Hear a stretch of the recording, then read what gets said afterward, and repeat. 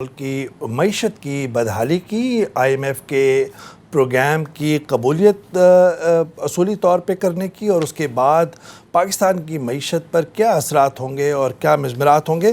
بات ہوتی تھی ڈاکٹر عابد سلیمی صاحب کے کس طرح عاطف میاں صاحب نے پریویس گورنمنٹ کے جو 2-3 پوائنٹس، ایک تو ظاہر بات ہے کہ ہم مختلف پروگرام پہ بات کرتے رہے ہیں کہ آئل کی پرائزز جو ہے وہ $100 سے ہمیشہ کم رہی ہیں پورے دوران، لیکن وہ انفارچونیٹلی نہیں اس کو کر سکے. دوسرا یہ کہ آپ آرٹیفیشلی اگر روپے کی اور اس کی پیرٹی کو، ڈالر کی پیرٹی کو اگر آپ نیچے رکھنے کی کوشش کریں گے تو پھر کہیں نہ کہیں پریشر اکانومی پہ بہت ہوگا.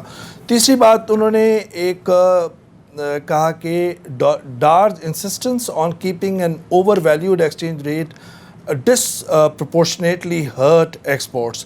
اور پھر اس کہا کہ it is well known that high net borrowing from abroad leads to real exchange rate appreciation which further restricts export growth. All of these elements have combined to generate the current balance of payment crisis. وہ سی pack کے حوالے سے بات کریں کہ آپ اس سارے جو فیکٹرز ہیں اس سے ایگری کرتے ہیں؟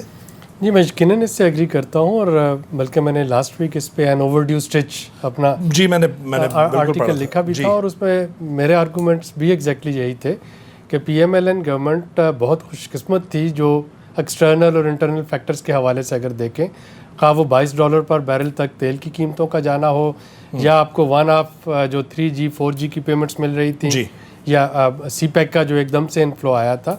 اب ہوا یہ کہ روپے کو آرٹیفیشلی اوور ویلیو رکھنے کے لیے $24 بلین اسٹیٹ بینک سے جب آپ اوپن مارکیٹ میں سیل کریں گے تو اور وہ ڈالر آپ کے اپنے کمائے ہوئے نہیں ہیں، نہ وہ ایکسپورٹس کے ذریعے آئے ہیں، نہ وہ ریمیٹنسز ہیں، نہ وہ آپ کی فارن ڈائریکٹ انویسٹمنٹ ہے. صحیح. بارو $24 بلین جو ہیں جب آپ اوپن کرنسی مارکیٹ میں صرف اس لیے سیل کر دیں کہ آپ اپنے روپے کو اس مستحکم دیکھنا چاہ رہے ہیں، $110 پر ڈالر اکویٹی سے پیرٹی ریٹ سے نیچے دیکھنا چاہ رہے ہیں، تو اس کا نتیجہ وہی ہونا تھا جو کہ اس وقت برداشت کرنا پڑ رہا ہے. میں قطعی طور پہ یہ نہیں کہہ رہا کہ ہم نے جو موجودہ حکومت نے IMF میں جانے کے لیے جو ڈیلے کیا یا باقی جو ان کے کچھ پالیسیز جو تھی جو غلط گئیں اس کو ہم بری زبان نہیں ٹھہرا سکتے. لیکن جو مین چیز جو کہ آج ہم جو صورتحال دیکھ رہے ہیں، اب ہوتا کہ جب آپ روپے کو اوور ویلیوڈ رکھتے ہیں، آپ کو اپنی امپورٹ بہت سستی لگنا شروع ہو جاتی ہے، چونکہ آپ کے پاس آرٹیفیشل بائنگ پاور آتی ہے. ہر امپورٹڈ چیز جو ہے جب آپ کو سستی لگے گی تو لوکل چیزیں چھوڑ کے آپ امپورٹڈ چیزوں پہ جا رہے ہوتے ہیں. بالکل صحیح. لوکل انڈسٹری ہرٹ کر رہی ہوتی ہے. اور یہ ایک حفیظ پاشا صاحب نے ابھی اپنی کتاب میں اس کو ویری ریئر ڈچ ڈیزیز کا نام دیا ہے.